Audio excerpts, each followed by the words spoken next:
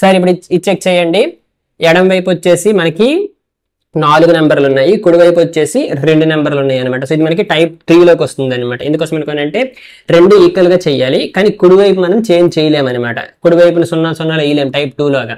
So కాబట్టి ఇది type 3లోకి వస్తుంది. సో టైప్ 3లో మనం ఏం చేస్తాం, ఇక్కడ ఎన్ని నెంబర్ ఆఫ్ డిజిట్స్ ఉన్నాయో ఫస్ట్ అన్ని డిజిట్స్ ని ఒక పార్ట్ కింద చేసుకోవాలి. ఇక్కడ 2 ఉన్నాయి కాబట్టి ఫస్ట్ రెండింటిని ఒక పార్ట్ కింద చేసుకుంటున్నాను, అండ్ మిగతావన్నీ కూడా ఒక పార్ట్ కింద చేసుకుంటాం అనమాట. ఇక్కడ వరకు ఓకే కదా.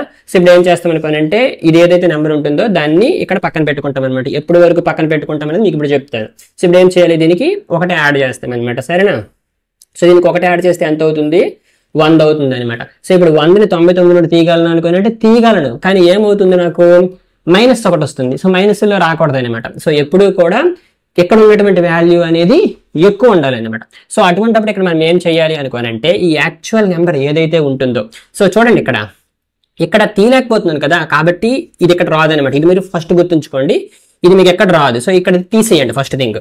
సో ఇప్పుడు మీరు ఏం చేస్తారనుకోనంటే మన యాక్చువల్ నెంబర్ అంటే యాక్చువల్ ఈ మిగతా పార్ట్ ఏదైతే ఉంటుందో దీని నుండి మనం ఎంతైతే తీస్తున్నామో, ఎంత నెంబర్ అయితే తీస్తున్నామో ఆ నెంబర్ ఇక్కడ మనం పెట్టుకుంటాం అనమాట. దీన్ని ముందు పెట్టుకోవాలన్నమాట. సరే ఇప్పుడు మీకు కొంచెం కన్ఫ్యూజన్గా ఉంటుంది, చెక్ చేయండి.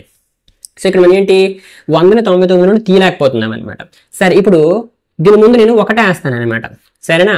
సో ఇప్పుడు 199 నుండి నేను 100 తీయగలను. సో కదా, దీని ముందు ఎంత వేసాను, నేను ఒకటి వేసాను అనమాట. సో కాబట్టి ఏం చేస్తాం, మన యొక్క యాక్చువల్ నెంబర్ నుండి మనం ఒకటి తీసుకుంటాం, ఒకటి తీసేస్తాం అనమాట. సో 99 నుండి ఒకటి తీస్తే ఎంత అవుతుంది, 98 అవుతుంది అనమాట. ఇది ఇప్పుడు మనం ఇక్కడ వేసుకోవాలి యాజ్ ఫస్ట్ నెంబర్ అనమాట. ఓకేనా. సో ఇప్పుడు మనకి ఏం జరిగింది, 199 వచ్చింది కదా. ఈ 199ని 100 నుండి తీయగలను అనమాట. సో 199 నుండి 100 తీస్తే నాకు ఎంత అవుతుంది, 99 అవుతుంది అనమాట.